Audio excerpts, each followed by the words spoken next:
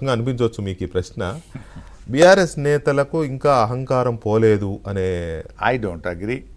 నేను మొట్టమొదలే చెప్పాను, అయ్యో నేను ముందే చెప్పినా కదా, ప్రజాస్వామ్యంలో ఆత్మ విమర్శ చేసుకోవడం నాయకుడి బాధ్యత, పార్టీ యొక్క బాధ్యత. అది తప్పకుండా మేము చేసుకుంటాము. నేను ప్రజల ఆలోచనలకు నేను అడిగిన ప్రశ్న not at all related to honourable Harish Rao garu, మీకు వర్తించే ప్రశ్న కాదు. కానీ కొంతమంది నేతలకు, వెంకటకృష్ణ మీరు చాలా సీనియరు, అందుకే నేను 25 ఏళ్ళకెళ్ళి మిమ్మల్ని చూస్తున్నా, 25 ఏళ్ళకెళ్ళి మీరు నన్ను చూస్తున్నారు. ఇలా ముసల గుద్దులాట తెలుసు కదా, స్ట్రైట్ గా చెప్తున్నా, మాలో ఎవ్వరికీ అట్లాంటిది లేదు. కొంతమంది మాట తీరు అట్లా ఉండొచ్చు తప్ప మనిషి మనస్తత్వం అట్లాంటిది కాదు.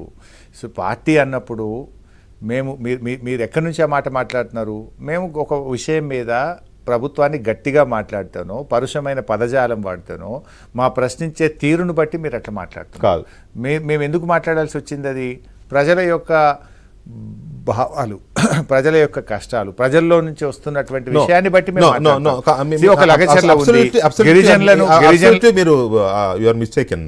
హరీష్ రావు గారు, మీరు రేవంత్ రెడ్డి గారి విషయంలోనో, కాంగ్రెస్ పార్టీ విషయంలోనో, బీజేపీ విషయంలోనో మీరు విమర్శించేది దురుసుగా మాట్లాడుతానో లేకపోతే గట్టిగా మాట్లాడుతానో అహంకారం అని అట్లా అనట్లే.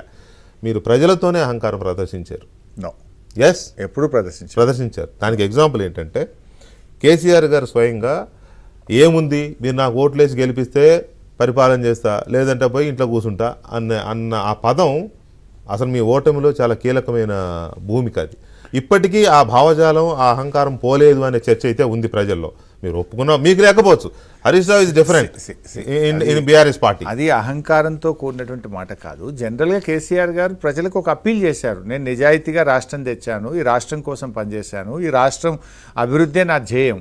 సో ఒకవేళ మీరు ఆశీర్వదిస్తే తప్పకుండా మీకు సేవ చేస్తాను, ఒకవేళ మీరు ఆశీర్వదించినప్పుడు నేను డెఫినెట్గా I have to take rest అని చెప్పి ఉంటారు. దాంట్లో తప్పేముంటుంది అందులో? నేను రాజకీయాలు చూస్తాను కానీ చెయ్యను, మీకు తెలుసు ఆ విషయం. మీరు రాజకీయాలు చేస్తారు, చూస్తారు, అన్నీ చేస్తారు. కేసీఆర్ గారు అలా మాట్లాడి పార్టీనే ఓడగొట్టుకున్నారు. మీరు నాకు ఓట్లేకపోతే ఆత్మహత్య చేసుకుంటా అని బ్లాక్మెయిల్ చేసిన కౌశిక్ రెడ్డి గెలిచి ఎమ్మెల్యే అయినాడు. అంటే ప్రజలు ఎంత సింపథెటిక్గా ఉంటారు అనేది. మళ్ళీ నేను ఒక మాట చెప్తాను, అంటే ఒక అంశం మీద గెలుపు ఓటములు ఉండవు. బీఆర్ఎస్ 39 స్థానాలు గెలిచింది వెంకటకృష్ణ గారు. కాంగ్రెస్ కు బీఆర్ఎస్ కు మధ్య ఉన్న ఓట్ల తేడా ఎంత అండి? It's only 1.4%, 1.3%. పెద్ద తేడా కూడా రాలేదు. ఇంకొక 0.5%, 1% గెలిచినా మళ్ళీ మా ప్రభుత్వమే వచ్చాయి. అంటే ప్రజలు మమ్మల్ని ఏమి పూర్తిగా తిరస్కరించి మీరు వద్దని మమ్మల్ని ఇంట్లో కూర్చుని పెట్టిన సందర్భము ఇప్పుడు లేకు. ఆంధ్రప్రదేశ్లో తుడిచిపెట్టుకుపోయినటువంటి పరిస్థితి తెలంగాణలో జరగలేదు. తెలంగాణలో మాకు గౌరవప్రదమైనటువంటి సీట్లు ఇచ్చారు. 39 స్థానాలు ప్రజలు మమ్మల్ని గెలిపించారు.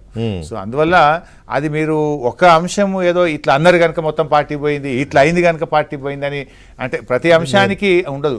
అనేక అంశాలు దానికి ముడిపడి ఉంటాయి. విషయమే మాత్రమే కేటీఆర్ గారు కూడా ఓడిపోతే అమెరికా పోతా అని కూడా అన్నాడు. ఎప్పుడు అనలేదండి. మీరు ఏదో సోషల్ మీడియాలో వచ్చింది మాట్లాడి ఉంటారు తప్ప కేటీఆర్ గారు ఎక్కడ ఏ ప్రసంగంలో కానీ వీడియోలో కానీ ఆయన పబ్లిక్ స్పీచ్లో కానీ చెప్పలేదు.